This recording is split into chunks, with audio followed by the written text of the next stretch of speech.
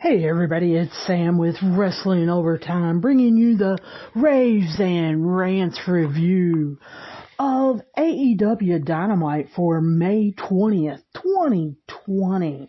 And AEW, of course, is getting ready for their big pay-per-view event, Double or Nothing, this weekend, which will bring them into a year of existence, and I am extremely looking forward to this pay-per-view, and I want to see what this go-home show brings.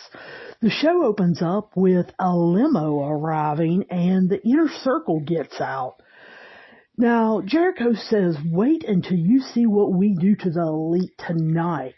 The interviewer tries to follow up with questions, and the Inner Circle kind of makes fun and just keeps walking and doesn't really say anything. But then we are ushered in, and it's good to see Excalibur, JR, and Tony Schiavone back at the announcer's table. I have missed them. Now, I wanted Taz to be there, and I can't help but make sure that all of you guys know that I really like Taz as a commentator. However, I will put up with Excalibur. He does have a good knowledge of the sport and all the different segments and promotions of wrestling around the world. So I will, put up with him. The first match of the night is number 10 from the Dark Order versus Jon Moxley. Now, number 10 and Brody Lee, Mr. Brody Lee, I should say, come out first, and Brody Lee wants to address the fans. He says that he's not a god, but that he's just a man, and he wants to make sure that all the fans out there realize that he's a man that came into possession of the AEW World Championship. Now, I beg to differ. I believe he stole it. I believe that when he come out and attacked Jon Moxley, of course, he wasn't able to stop Mr. Brody Lee from picking up his AEW World Championship title, and that is how he came into possession of it. But I do understand that Mr. Brody Lee does have it. And he says he has to win this Saturday to pay for the loyalty of his men. Well, I totally agree with him. I believe that if he loses this Saturday, that, a lot of people that are a member of the Dark Order will start to doubt him. However, I believe that if Mr. Brody Lee has a strong showing and wins against Jon Moxley, then jointhedarkorder.com may fly up the trending ranks of Google. After that, Mr. Brody Lee promotes number 10 to a high night of the Dark Order and then tells him to hurt Jon Moxley. Well, then, of course, Jon Moxley comes out through the non-existent crowd, and we see him walking up. This was a pretty quick match. They ended up going outside the ring once, but it was just a very quick time.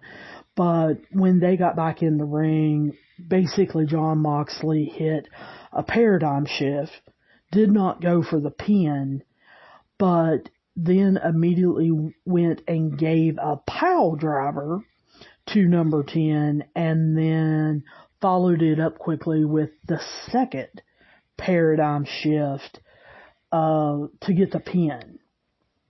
Now, after the match, Moxley rolled out, got chairs, threw them up into the ring, and then grabbed a mic to tell Brody Lee to come out there in 10 seconds, or he's going to break number 10's arm.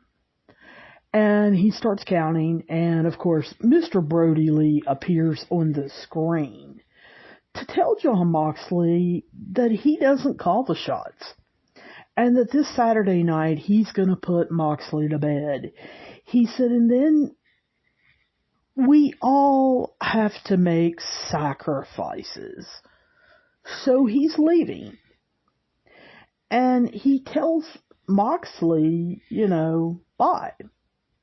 And then we see him walking out, carrying Jon Moxley's AEW World Championship.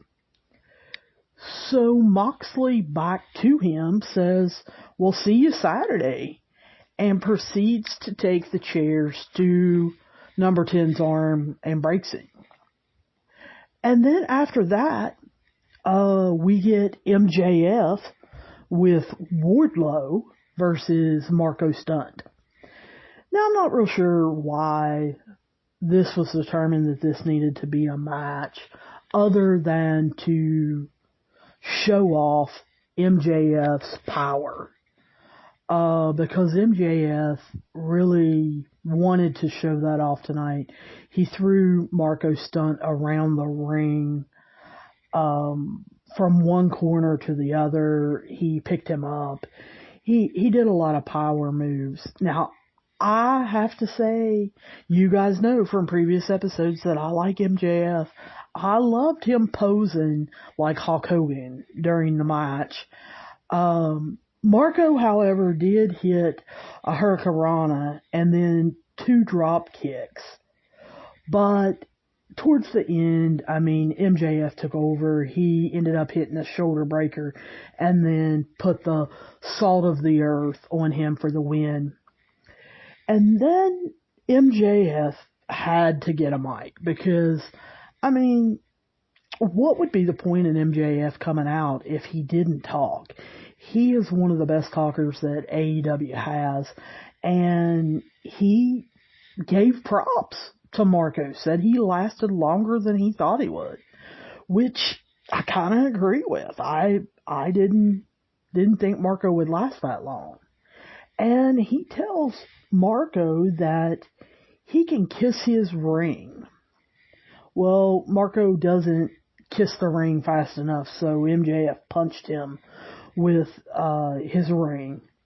And Jungle Boy and Luchasaurus comes out, and that gives the announcers time to talk about the Double or Nothing match that's going to happen between MJF and Jungle Boy. I'm really looking forward to that match. I think it can be a great match. I've told you guys before, I think they are the next generation of super wrestlers where, it's going to be their rival. However, the thing that this match made me think of is Wardlow and Luchasaurus. I would love it if both of them were around the ring and we saw some kind of confrontation between them and could get a match, sometime in the month of June or July, some kind of build-up with Wardlow versus Luchasaurus. I think that also would be a really good match. Then AEW, to kind of pump up the TNT Championship title match of Cody versus Lance Archer, decided to have a one-on-one talk with Jake the Snake Roberts and Arn Anderson. And of course they got Tony Schiavone to mediate. As they are sitting on opposite ends of the table, Jake says that Cody is going to find out that Lance Archer is a mean SOB. And he believes that Arn is getting thick. Well, Arn says that those two, meaning him and Jake, can sell anything. And he always knew all along that the snake was nothing but a distraction. 'Cause when he looked in Jake's eyes, he could see evil. Then Iron breaks it to Jake Roberts that Mike Tyson will be there to present the TNT Championship to the winner, and that Tyson will have free reign to see and do whatever he pleases. Jake says he promised the first shot at Tyson to Lance Archer, who will probably knock him out. Then Iron comes back with he is glad that Jake is doing DDP yoga so he can be limber for when Iron spinebusters him. And then, of course, Jake flips the table and the referees come out to stop them. Well, let me tell you, these two can still give an awesome promo. They can still go back and forth just like they used to. I am pumped for this match. I hope both of them are around the ring during this and there's some confrontation between them, because I would love for Arn Anderson to give Jake a spine buster. I think that it would be unbelievable. Or for Jake to give a DDT, to Arn Anderson, since those were both their moves that they did back in the old days. I think that would be awesome. Then we get Orange Cassidy versus Rey Fenix. Now, Orange Cassidy is announced first, and Trent and Chucky T of the Best Friends come out with him, and Orange Cassidy tells them, no, go back in the back. I don't need you. And as he's walking out, Rey Fenix kind of comes from nowhere and dives at Orange Cassidy, but misses him. And of course, Orange Cassidy acts like he doesn't even notice it and just keeps walking. So they both get in the ring, and as the bell rings, Orange Cassidy ducks and dodges Rey's strikes. And then Orange Cassidy puts his hands in his pockets and hits a drop kick. Now, I had seen Orange Cassidy on YouTube and had seen some of his moves, but I'll tell you what, I was impressed with Orange Cassidy's speedy strikes, and then he did a suicide dive, and it was actually pretty cool to see him not move like a slug.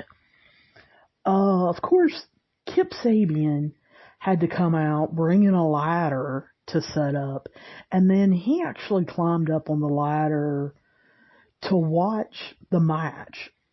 So Orange Cassidy got distracted, and Rey low-blowed him and then hit him with a rolling cutter for the win. Well, after the match, SCU comes out and tips Kip Sabian off the ladder. So Jimmy Havoc has to come out for his friend, and Rey Fenix tried to do a dive outside, but none of the guys that were out there caught him. Now, this is the first time in AEW that I've kind of been concerned. I'll just be real honest with you. I couldn't tell. They showed it a couple times on replay, and I really couldn't tell where Rey Fenix hit. At first, it looked to me to be his elbow or his shoulder, but then after a couple replays, I was thinking maybe his head. I don't really know, but you could tell he was hurt.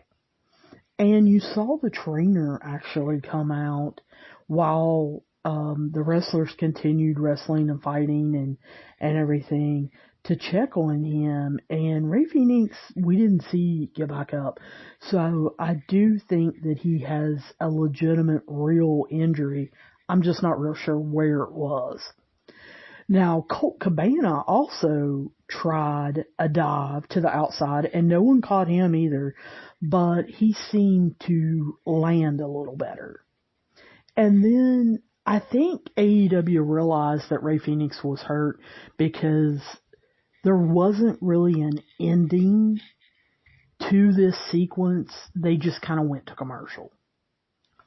When we came back, though, we had a tag team match. Now, I'm going to be real honest with you guys. I'm not real sure about this tag team match because the partners were Dr. Britt Baker and Nyla Rose, which I didn't think either one of them liked each other, versus Chris Statlander and Shadea. And I wasn't aware that they liked each other or that they were friends. Now, all four ended up brawling before the match, and then the match actually started. They probably should have just stayed with the brawl because the match wasn't that good. It just really wasn't. However, there was another weird sequence where they threw Nyla Rose onto Britt Baker, and it looked like Nyla Rose landed on Dr. Britt Baker's knee. And again, you could see a trainer come out to check that, and Nyla Rose ended up hitting the Beast Bomb on Shadea for the win. And then Nyla Rose got out a table, but Chris Statlander stopped her, and Shadea ended up suplexing Nyla Rose through that table. So Saturday night, the Fatal 4-Way between these guys should be unbelievable. I hope that they get all the choreography worked out and that it turns out to be a really good match. We then get Alex Marvez interviewing Jon Moxley, who is not real happy. You can tell that he was really expecting Mr. Brody Lee to come out to the ring tonight and them to have a talk before their match. Moxley says it's going to get bad at Double or Nothing, and that he is putting Brody Lee to sleep. And then he is going to be gone by the time Brody Lee wakes up, and he will only have a bunch of creepy guys in masks to repair his shattered ego.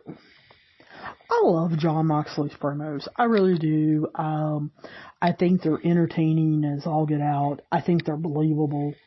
I do believe it's going to get bad for Mr. Brody Lee on Saturday night. I just feel like they can't take the belt away from Jon Moxley yet. There wasn't that much of a build-up to this match. I was expecting a lot longer and a lot bigger build-up for when these two actually, came together and had a match. So I can't see them giving this title to Brody Lee right off the bat. I think this is something that continues. Shawn Spears does a news segment. Yes, you heard me right. He did a news segment to say that Dustin Rhodes has retired. He was all dressed up and he had the new screen and everything. And he just wanted to announce that. But then, soon after, challenged Dustin Rhodes to a match. And then he said, this is how you do it in AEW, that he had forced AEW's hand, and now they have to make it real. Because when somebody talks about taking someone on, then they have to do it. I didn't really understand this. I didn't get it.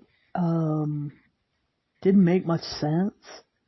However, Shawn Spears versus Dustin Rhodes, that does sound like a good match to me. I like the sound of that. Both of them are excellent wrestlers, and I wouldn't mind watching that. I think they could put on a good show. Just not too sure of getting to that point. I don't know that this was the way to do it. Then we get a Sammy Guevara promo where he, of course, is pulling the typical Sammy move where, he's whining. He said that Matt Hardy, of course, tried to murder him with a golf cart. They have to show replays of Sammy taking it to the head with Hardy driving the golf cart. But then Matt Hardy comes back with the match was supposed to be fair. It was supposed to be him and Kenny Omega versus Sammy Guevara and Chris Jericho, but it turned out to be 5-on-2. And he says come Saturday, the inner circle is going to be obsolete. So then we actually get the main event match, which is Matt Hardy versus Sammy Guevara. I didn't know what to think of this match. It almost, in the beginning, seemed too quick. And I know you don't usually hear me say that on episodes. A lot of times you hear me say that matches are too long. But I really felt like this match went extremely quick. Like, they were flying through choreography and moves just to get them in. There were a lot of twist of fates, and I didn't really understand that. I was like, why do we keep doing these? And that was actually what Matt Hardy used as a finisher. And I just wish he would come up with something to do with Damascus or Broken Matt Hardy or whatever you want to call him. I wish that he would come up with some kind of move to do for that and not have to do the twist of fate over and over and over. However, I guess I was disappointed that Sammy wasn't his normal self. We didn't see a lot of high-flying maneuvers, and we didn't see him showing off his strength, like bench pressing, Matt Hardy or squatting him or anything like that. So, like I said, it just really seemed like they were flying through it. Well, then, after Matt Hardy won, I found out why. Because they show the inner circle up on the screen, and they have Kenny Omega. Now, they have him shoved up against a field goal post, and it looks like his hands might have been zip tied. And it appears like he's unconscious. They throw water on him, and then Jericho hits him with a bat. And Kenny kind of comes alive. He wakes up, and his hands all of a sudden aren't tied anymore, so I'm not sure how tight they were tied to begin with. But he ends up getting away from them and starts running towards the tunnel. And as he does, the inner circle is following him. We see Matt and Nick Jackson. They're shown up in the stands, and they dive and do crossbodies on the inner circle. So Matt and Nick Jackson have now escaped from California. Of course, we all know that Nick just had a brand new baby, and he was spending some time with it, but Matt and Nick also got caught in California under the travel ban for the pandemic, so I'm just glad to see that they have escaped and that they're going to be making it to Double or Nothing. Then we see Matt Hardy arrive, and he attacks Ortiz with a bat. It looks like it's Jericho's bat, so I'm not real sure where he got it from. Or he carries a bat, I don't know, under his coat, that looks like Jericho's bat. But then we see Hangman Adam Page come sprinting out to hit the inner circle. So now Hangman Adam Page has escaped from the woods where, he's been alone. If you guys have been watching BET, Being the Elite on YouTube, then you know that he was afraid of getting COVID, and he decided that he needed to go out in the woods and be alone so that nothing could get him. So I'm glad that he has also decided to escape and come back and will be at Double or Nothing. And that's how they end the show, is showing that the Elite is back and full force along with the Inner Circle. It's funny how it works out that originally Cody was going to be part of this match, but now that he is in the TNT Championship Finals, that Matt Hardy became available from WWE and he can join the Elite now. Just funny how things work out like that. But I really thought this was a pretty good go-home show. Of course, it didn't tell us anything or further any storylines going into Double or Nothing.